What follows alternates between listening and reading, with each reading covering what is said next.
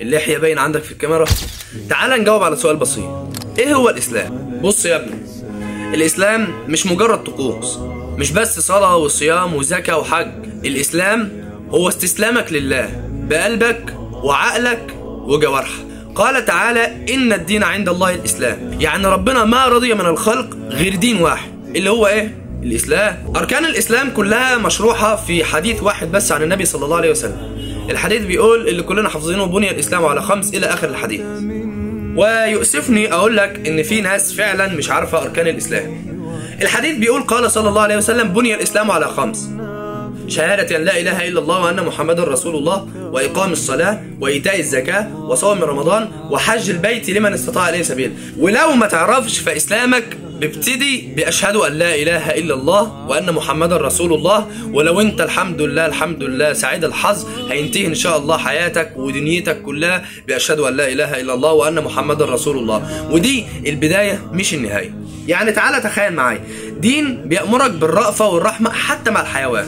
دين الكلمة الطيبة فيه حسنة، بتاخد حسنات، صدقة. قال صلى الله عليه وسلم: والكلمة الطيبة صدقة. والابتسامة ده هي عبادة. الابتسامة في الدين ده عبادة. طب تأثير الإسلام إيه بقى على الدنيا؟ تعال أقول. الإسلام غير الدنيا، خرج من صحراء فوصل لقلوب الناس في أقصى بقاع الأرض. وده ليه إن شاء الله؟ عشان الإسلام بيخاطب العقل، راجل بيتكلم بالمنطق، فبالتالي بيخاطب العقل، بيهدي القلب، بيحمي الجسد وينظف الروح عشان الدنيا تبقى سالكة كده ونضيفة. والله انت اسأل نفسك، شوف انت ماشي في الدنيا دي ليه؟ وجاي ليه؟ ورايح فين؟ الإسلام بيجاوبك على كل ده. وملحوظة أخيرة، ربنا قال في القرآن الكريم: بسم الله الرحمن الرحيم: ومن يبتغي غير الإسلام دينا فلن يقبل منه وهو في الآخرة من الخاسرين.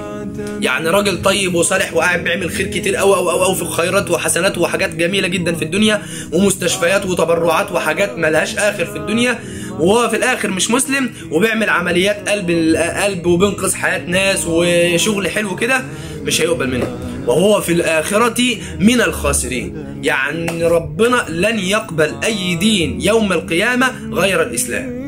يعني مفيش طريق تاني للنجاة غير الإسلام. خلاص، ده هو الإسلام: نور، هدى، رحمة. بلغتكم فاللهم فاشهد. سلام.